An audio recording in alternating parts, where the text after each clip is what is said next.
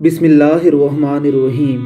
رسول اکرم صلی اللہ علیہ وسلم کا ارشاد گرامی ہے، میرا دل کرتا ہے کہ میں لکڑیاں جمع کروں اور ان لوگوں کے گھروں کو آگ لگا دوں جو اذان کی آواز تو سنتے ہیں لیکن نماز پڑھنے نہیں آتے۔ اگر مجھے عورتوں اور بچوں کا خوف نہ ہو تو میں ایسا ہی کروں۔ ہمارے پیارے پیغمبر حضرت محمد مصطفیٰ صلی اللہ علیہ وسلم کا ارشاد گرامی ہے، نماز مومن کی معراج ہے۔ نماز مومن اور کافر میں فرق کرنے والی چیز ہے، پس جس نے نماز کو ترک کیا اس نے گویا کفر کیا۔ نماز جنت کی کنجی ہے، یعنی جنت کی چابی ہے۔ بے نمازی پر جنت کے دروازے کھل ہی نہیں سکتے۔ اللہ رب العزت کی کروڑوں رحمتوں کا نزول ہو اس غریب بھائی پر۔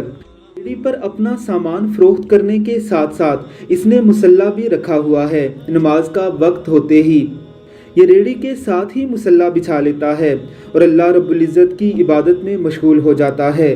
اللہ رب العزت کے سامنے سجدہ ریز ہو کر سجدہ شکر بجا لاتا ہے۔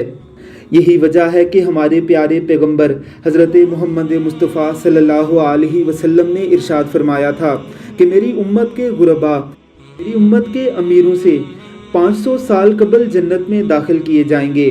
اللہ رب العزت کی ذات ہمیں بھی استقامت کے ساتھ نماز قائم کرنے کی توفیق عطا فرمائے۔ آمین ثم آمین۔